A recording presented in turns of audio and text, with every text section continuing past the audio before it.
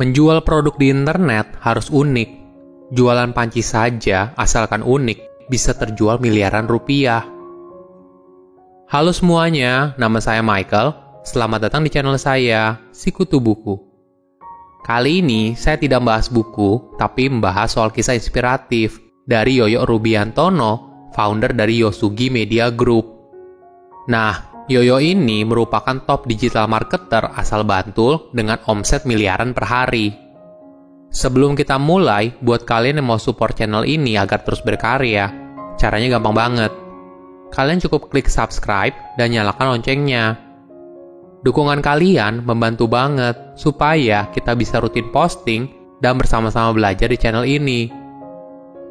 Berasal dari keluarga yang sederhana, Yoyo kini dikenal sebagai pembayar pajak terbesar di Bantul. Walaupun begitu, Yoyo tetap tampil apa adanya, dengan karakternya yang rendah hati dan tidak pelit ilmu untuk berbagi. Semua kesuksesan yang diperoleh sekarang berasal dari kemampuan hebatnya dalam digital marketing, khususnya Facebook Ads.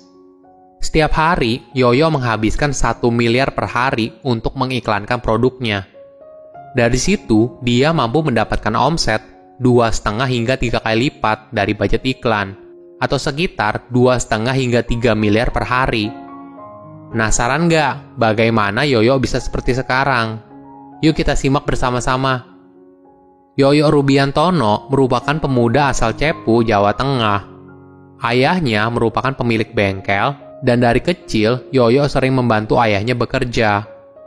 Dari situ, dia belajar bagaimana caranya untuk memperbaiki sesuatu.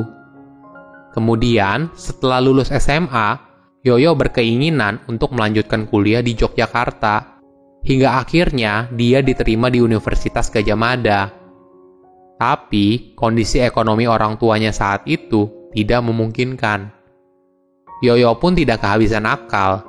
Dia kemudian bekerja sebagai teknisi mesin cuci dan servis AC sebelum masuk kuliah di Yogyakarta. Sedikit demi sedikit uangnya terkumpul, hingga akhirnya tujuan utama Yoyo tercapai, yaitu agar dia mampu membayar biaya masuk di UGM sebesar 2 juta rupiah. Setelah diterima, Yoyo pun kuliah sambil bekerja freelance sebagai teknisi. Hingga akhirnya di tahun 2006, dia lulus dari jurusan teknik elektro di Universitas Gadjah Mada. Setelah lulus kuliah, Yoyo sempat bekerja di beberapa pabrik milik perusahaan internasional. Setelah pindah ke beberapa perusahaan, dia merasa sepertinya susah untuk bisa jadi direktur di usia muda. Lalu, Yoyo memutuskan untuk banting setir menjadi pengusaha. Awalnya, dia mendirikan perusahaan konsultan migas bersama beberapa temannya. Usahanya pun sukses, bahkan berhasil mendapatkan klien besar seperti Pertamina.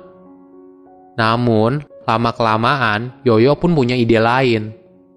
Dia ingin bisa bekerja dari rumah agar dekat dengan istri dan anaknya. Di saat itulah, Yoyo memutuskan untuk mengembangkan bisnis digital marketing. Ada pelajaran menarik dari kisah Yoyo apabila kamu ingin berpindah karir dari pekerja ke pengusaha. Yoyo bukan tipe orang yang gegabah. Dia sudah mempersiapkan semuanya terlebih dahulu. Sebagai contoh, ketika masih bekerja sebagai karyawan, dia mulai belajar Google AdSense dan punya website sendiri. Setiap bulannya, Yoyo berhasil mencapai 1.200 hingga 1.300 dolar. Uang yang dia dapatkan ternyata lebih besar dari gaji bulanan dia setiap bulannya. Itulah momen yang membuat Yoyo memutuskan untuk resign dan fokus mengembangkan digital marketing. Ketika resign, dia lalu meng-hire 3 karyawan untuk bikin konten, bikin website, bikin blog, dan generate traffic menggunakan SEO. Hingga akhirnya di tahun 2012, Yoyo bersama beberapa rekannya mendirikan perusahaan CPA pertama di Indonesia. Jadi, CPA itu adalah cost per action marketing, yang mirip seperti affiliate marketing. Di bisnis ini, kamu akan mendapatkan komisi dari suatu action yang dilakukan oleh pengunjung website. Actionnya pun beragam, bisa isi form, download software, hingga melakukan pembelian dari link yang tersedia di website kamu. Kemudian di tahun 2013 dan 2014, Yoyo memperdalam digital marketing lagi, bagaimana menggunakan iklan digital. Dia sadar kalau bisnis CPA itu sepertinya sedang downtrend dan dia harus belajar hal baru. Kemudian, pada tahun 2015 hingga 2016, tren digital marketing beralih dari affiliate program ke e-commerce. Hal ini berarti perubahan menjadi pemilik bisnis, bukan hanya menjual produk orang lain. Hingga akhirnya, Yoyo sukses berjualan produk menggunakan Facebook Ads. Apa sih yang dijual hingga Yoyo sukses seperti sekarang? Awalnya, produk yang dia jual ada peralatan rumah tangga, salah satunya adalah panci. Dengan modal 10 juta, dia berjualan produk panci resto dari Cina dan menjualnya ke seluruh dunia, dengan target utamanya adalah Amerika Serikat. Nah, kenapa panci? Hal ini karena panci pasti ada di setiap rumah di dunia. Tapi tentu saja, kalau mau laku, kita nggak bisa menjual sembarang panci. Kunci sukses berjualan di internet adalah produk yang unik.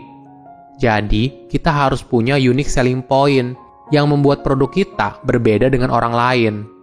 Itulah yang mendasari Yoyo menjual panci presto dari Cina ke Amerika Serikat. Panci presto merupakan hal yang unik, dan itulah yang membuat produknya laris manis di pasar internasional. Yoyo juga bercerita ketika awal beriklan di Facebook.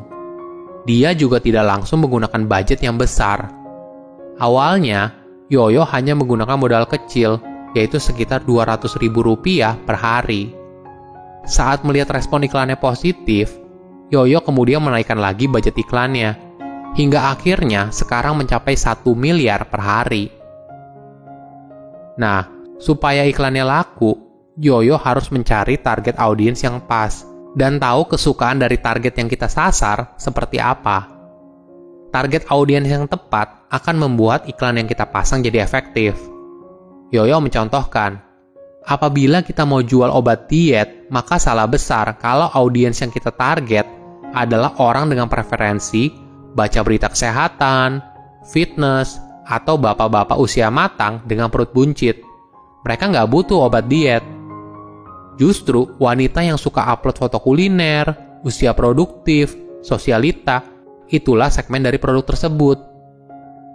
Nah, keunggulan beriklan di internet, semua preferensi itu terekam oleh penyedia platform seperti Facebook. Jadi, kita hanya klik saja preferensi konsumen yang kita inginkan, dan Facebook akan mencarikan orang yang sesuai. Selain itu, kelebihan online daripada offline adalah kemampuan jangkauannya. Ketika dia memasang iklan sebesar 1 miliar per hari, jangkauannya bukan hanya di Indonesia, tapi di seluruh dunia, kecuali di Korea Utara. Yoyo bercerita, apabila bisnis offline ingin mendapatkan omset miliaran, tentu saja waktunya cukup lama, bisa bertahun-tahun. Tapi di bisnis online, karena jangkauannya sangat besar, kita bisa mendapatkan omset miliaran hanya dalam hitungan 3 hingga 6 bulan. Yoyo memberikan tips apabila seseorang ingin memulai bisnis berdasarkan pengalamannya sendiri. Ketika awal membangun bisnis, Yoyo memulainya dengan menjadi dropshipper. Bahkan setelah punya merek sendiri, dia masih jadi dropshipper. Bagi Yoyo, menjadi dropshipper adalah titik awal dalam berbisnis. Ketika kita belum punya modal, belum punya pengalaman, belum pernah menciptakan produk, maka kita bisa mulai dengan menjadi dropshipper. Nah, apabila sudah bisa menjadi dropshipper, kita bisa naik kelas jadi reseller, kemudian stokis. Akhirnya kita bisa sampai ke level yang lebih tinggi, yaitu menjadi pemilik merek. Di sini, kita akan menciptakan produk kita sendiri dan mengerjakan semuanya dari ujung ke ujung. Silakan komen di kolom komentar pelajaran apa yang kalian dapat dari kisah inspiratif ini. Selain itu, komen juga mau tahu kisah inspiratif apa lagi yang saya review di video berikutnya. Saya undur diri, jangan lupa subscribe channel YouTube Sikutu Buku. Bye-bye.